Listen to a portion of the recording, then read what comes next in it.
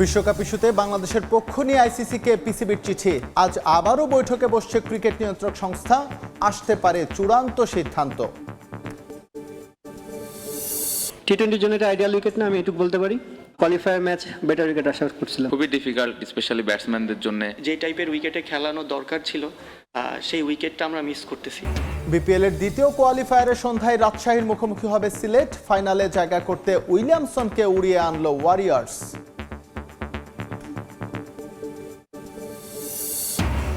এবং আবারও চেনা ছন্দে রিয়াল মাদ্রিদ মোনাকোকে বিধ্বস্ত করল ৬-১ গোলে। চ্যাম্পিয়ন্স লিগে আর্সেনাল জিতলেও হেরেছে ম্যান সিটি ও পিএসজি।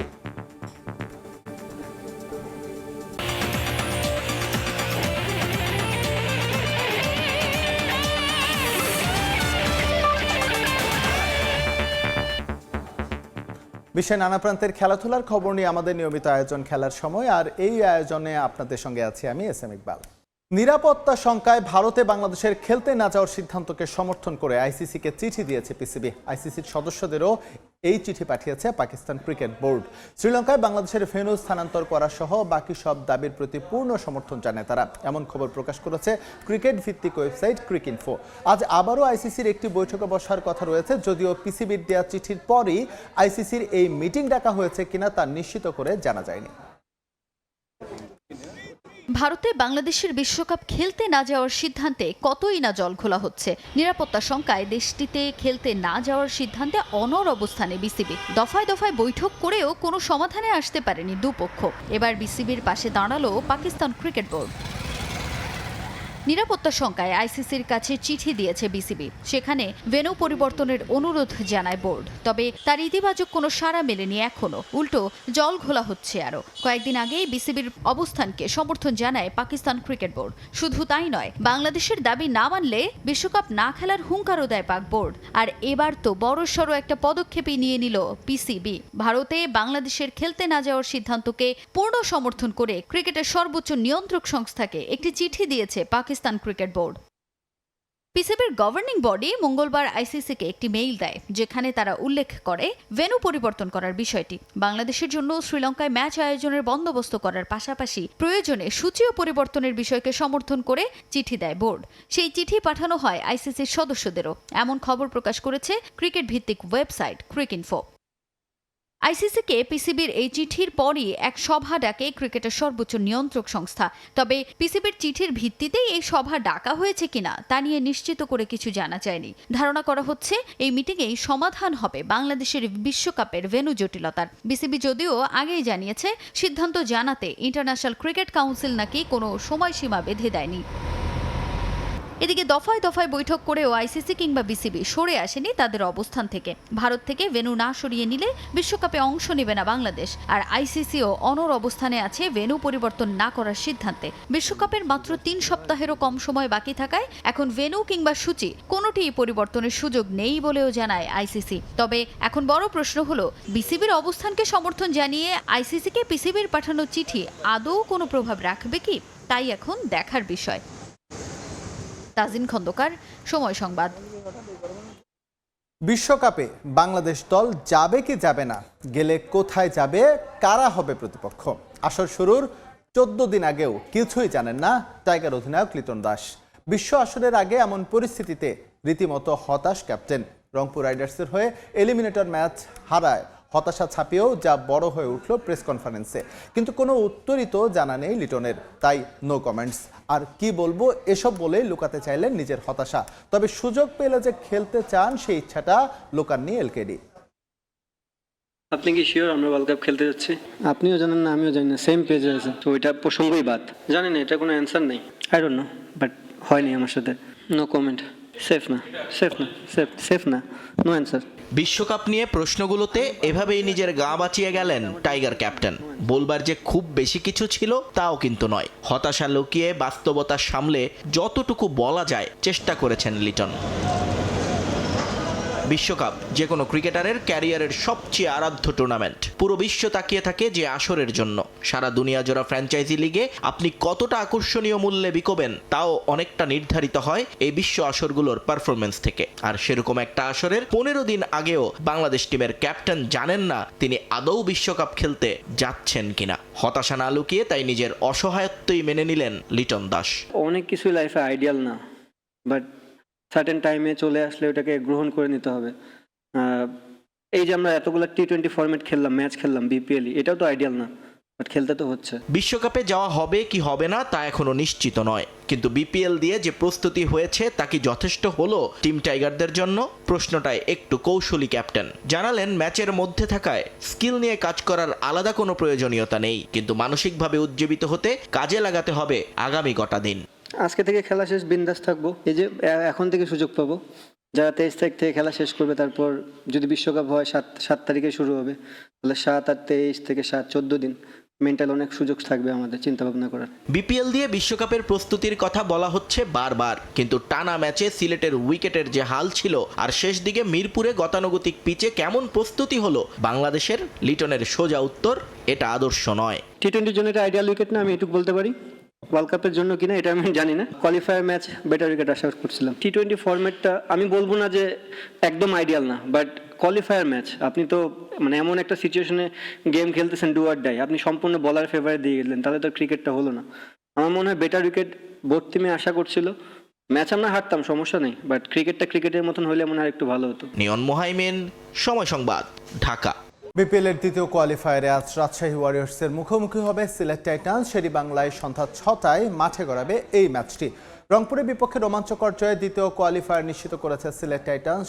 শেষ বলে ছক্কা মেরে দলকে জিতিয়ে বিপিএল এ ইতিহাস করেন ক্রিস ওকস।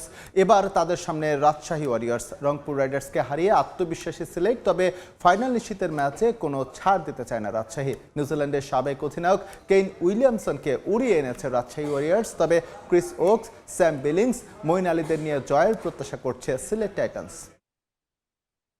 উয়েফা চ্যাম্পিয়ন্স লিগের খবর। আর বেলোয়ার অধীনে চ্যাম্পিয়ন্স লিগে উড়ন্ত সূচনা করলো রিয়াল মাদ্রিদ। কিলিয়ান এমবাপ্পের জোড়া গোলে ফ্রেঞ্চ ক্লাব মোনাকোকে লস ব্ল্যাঙ্কোস উড়িয়ে দিয়েছে 6-1 ব্যবধানে। এদিকে গ্যাব্রিয়েল জেসুসের জোড়া গোলে বিগ ম্যাচে ইন্টার মিলানের বিপক্ষে 3-1 গোলের জয় পেয়েছে আর্সেনাল। কোপা দেল রে ম্যাচ দিয়ে রিয়াল মাদ্রিদে আলভারো আরবেলোয়ার শুরুটা ছিল দুঃস্বপ্নের মতো। লা লিগায় প্রথম জয়ের দেখা পেলেও বার্নাবিউতে দোধ্বনি দিতে ছাড়েননি সমর্থকরা। তবে এবার ম্যাজিক দেখালেন বি দল থেকে রিয়ালের ডাগআউটে সুযোগ পাওয়া এই কোচ। মিশ্র সময়ের মধ্যে দিয়ে যাওয়া রিয়াল এদিন অবশ্য অনন্য পারফরমেন্স দেখিয়েছে বার্নাবিউতে। মাত্র 5 মিনিটেই প্রতিপক্ষের গোলমুখ খুলেন কিলিয়ান এমবাপ্পে। 26 মিনিটে তার গোলেই ব্যবধান দ্বিগুণ করে রিয়াল মাদ্রিদ। মোনাকোর জালে লস ব্ল্যাঙ্কোসের তৃতীয় গোল আসে 51 মিনিটে ফ্র্যাঙ্কো মাস্তান্তোনোর পা থেকে। এর মিনিট চারেক পর নিজেরাই গোল করে বসে নিজেদের জালে 4-0 গোলে পিছিয়ে পড়ে ম্যাচে ফেরার আর কোনো পথই খোলা ছিল না এমবাপ্পের সাবেক ক্লাবের। এরপর মোনাকোর জালে আরও 2 গোল করে রিয়াল মাদ্রিদ। একটি করে স্কোর করেন ভিনিসিয়াস ও জুড বেলিংহ্যাম। মাঝে একটা গোল পরিশোধ করলেও বড় ব্যবধানের জয় নিশ্চিত করে মাঠ ছাড়ে রিয়াল। এর ফলে সরাসরি রাউন্ড অফ 16-এ খেলার সমীকরণে শক্তাবস্থানে আরবেলোয়ার দল। এদিকে মিলানে গিয়ে স্বাগতিকদের উপর ছড়ি ঘুরিয়েছে ইপিএল টেবিল টপার আর্সেনাল। মাত্র 10 মিনিটেই জেসুসের গোলে সফরকারীদের লিড, যদিও তা ফেরত দিতে খুব একটা সময় নেয়নি ইন্টার। 18 মিনিটে দলকে সমতায় ফেরান পিটার সসিচ। সানসিরোতে আবারও জেসুস ম্যাজিক। 31 মিনিটে ব্রাজিলিয়ান ফরওয়ার্ডের গোলে আবারও ম্যাচের লাগাম চলে আসে গানারদের হাতে। প্রথমার্ধে এই 2-1 গোলে এগিয়ে থাকার পর ম্যাচটা শেষ হচ্ছিল একই ব্যবধানে, কিন্তু 84 মিনিটে আর্সেনালের হয়ে আরও একটা গোল করে জয় নিশ্চিত করেন ভিক্টর গিওকেরেস। এই জয়ে চ্যাম্পিয়ন্স লিগের শীর্ষ 16 নিশ্চিত করেছে আর্সেনাল। পাশাপাশি গড়েছে টানা 7 ম্যাচে জয় তুলে নেয়ার অনন্য এক রেকর্ড। এসএম ইকবাল, সময় সংবাদ। দুঃসময় যেন পিছু ছাড়ছে না ম্যানচেস্টার সিটির। এবার পা কাটল পচা শামুকে। নরওয়ের ক্লাব বোডো ক্লিমটের কাছে 3-1 ব্যবধানে হেরেছে সিটিজেন। আরেক ম্যাচে পিএসজি 2-1 গোলে হেরেছে স্পোর্টিং লিসবনের কাছে। ঘরের মাঠে শুরুতেই প্রতিপক্ষকে চমকে দেয় বোডো গ্লিমটস। 22 মিনিটে গোল করেন ক্যাসপার। এর 2 মিনিট পর আবারও তার ম্যাজিক, ব্যবধান 2-0 করে নরওয়ের ক্লাবটি। 2-0 ব্যবধানে পিছিয়ে থেকে প্রথমার্ধ শেষ করে সিটি। বিরতি থেকে ফিরেই ব্যবধান 3-0 করে বোডো। 7 মিনিটে সিটি একটি গোল শোধ করলেও হার এড়াতে পারেনি। এদিকে অঘটনের শিকার হয়েছে বর্তমান চ্যাম্পিয়ন পিএসজিও। প্রথমার্ধ গোলশূন্য থাকার পর Portuguese club sporting Lisbon lead নেয় ৭৪ মিনিটে। ৫ মিনিট পর সমতা আনে পিএসজি। তবে ম্যাচের একেবারে শেষ মিনিটে স্কোর করে দলকে জয়ের আনন্দে মাতান সুয়ারেজ।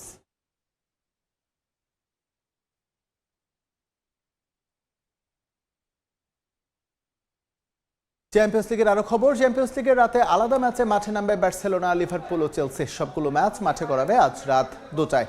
লা লিগায় দারুণ ছন্দে থাকলেও ইউসিএল এ ভালো অবস্থানে নেই স্প্যানিশ জায়ান্টরা। পয়েন্ট টেবিলের 15তে আছে কাতালান ক্লাবটি। গ্রুপ পর্বে দুর্বল স্লাভিয়া প্রাগের মুখোমুখি হবে দলটা। এই ম্যাচে যে কোনো মূল্যে জয় চায় বার্সা। লিগে নিজেদের শেষ ম্যাচে হারের ক্ষত পেলেও এবার ঘুরে দাঁড়াতে চায় বার্সা। এদিকে লিভারপুল মাঠে নামবে মার্সের বিপক্ষে। ইপিএল এ যাচ্ছে তাই অবস্থা আর্নে স্লট বাহিনীর। তবে ইউসিএল এ একটা জয়ের জন্য মুখিয়ে তারা। জাতীয় দলে ডিউটি শেষে দলে ফিরেছেন মোহামেদ সালাহ। এদিকে একই দিন চেলসি লড়বে পাফোস এফসির বিপক্ষে। অপেক্ষাকৃত কম শক্তিশালী পাফোসের বিপক্ষে জিতে এগিয়ে যেতে চাইবে ব্লুজ।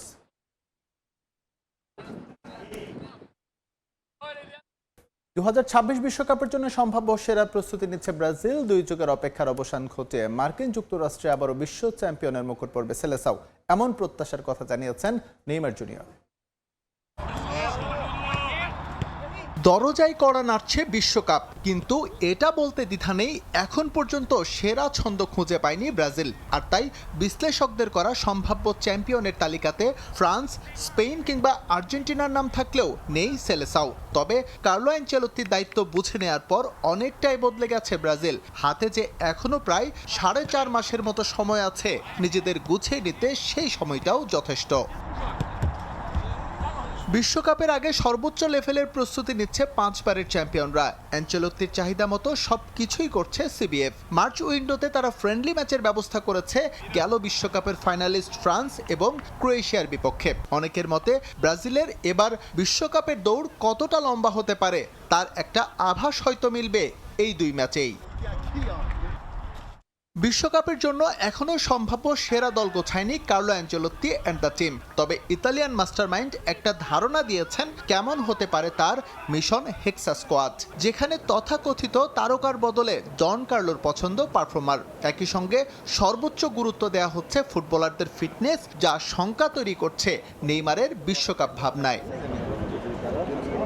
টানা ইনজুরিতে বিপর্যস্ত নেইমারের ক্যারিয়ার। প্রায় 2 বছর হতে চলেছে ব্রাজিল জাতীয় দলের জার্সি গায়ে চাপানো হচ্ছে না সাবেক বার্সা তারকার। তবে আসন্ন বিশ্বকাপ ঘিরে তার প্রস্তুতি চলছে জোরে সোরে। কিছুদিন আগে অস্ত্রোপচার করিয়েছেন হাঁটুর মেনিসকাসে, এখন আছেন পুনর্বাসন প্রক্রিয়ায়। টার্গেট ফিফা মার্চ উইন্ডোর আগেই শতভাগ ফিট হয়ে কার্লো অ্যানচেলোত্তির দলে জায়গা করে নেয়া।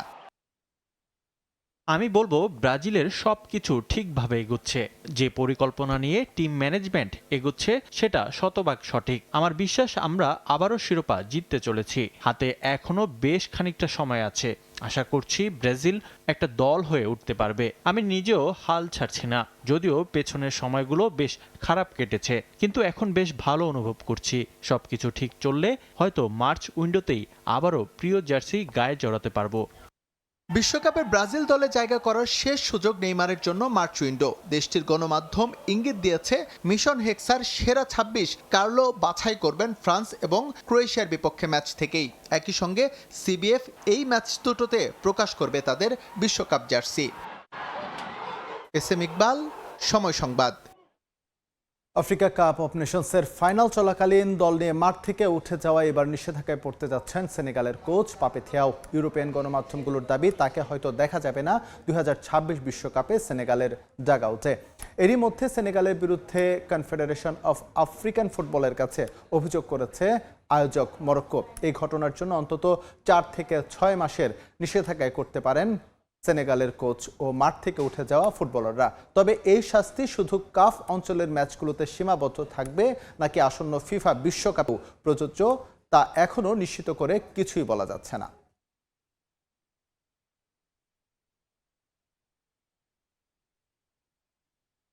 খেলার সময়ের শীর্ষ সংবাদগুলো জানিয়ে দিচ্ছি আরেকবার। বিশ্বকাপ ইস্যুতে বাংলাদেশের পক্ষ নিয়ে আইসিসিকে পিসিবির চিঠি। আজ আবারও বৈঠকে বসছে ক্রিকেট নিয়ন্ত্রক সংস্থা। আসতে পারে চূড়ান্ত সিদ্ধান্ত।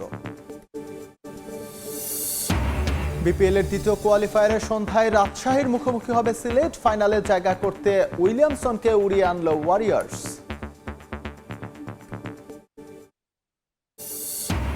এবং আবারও চেনা ছন্দের রিয়াল মাদ্রিদ মোনাকোকে বিধ্বস্ত করল 6-1 গোলে। চ্যাম্পিয়ন্স লিগে আর্সেনাল জিতলেও হেরেছে ম্যান সিটি ও পিএসজি।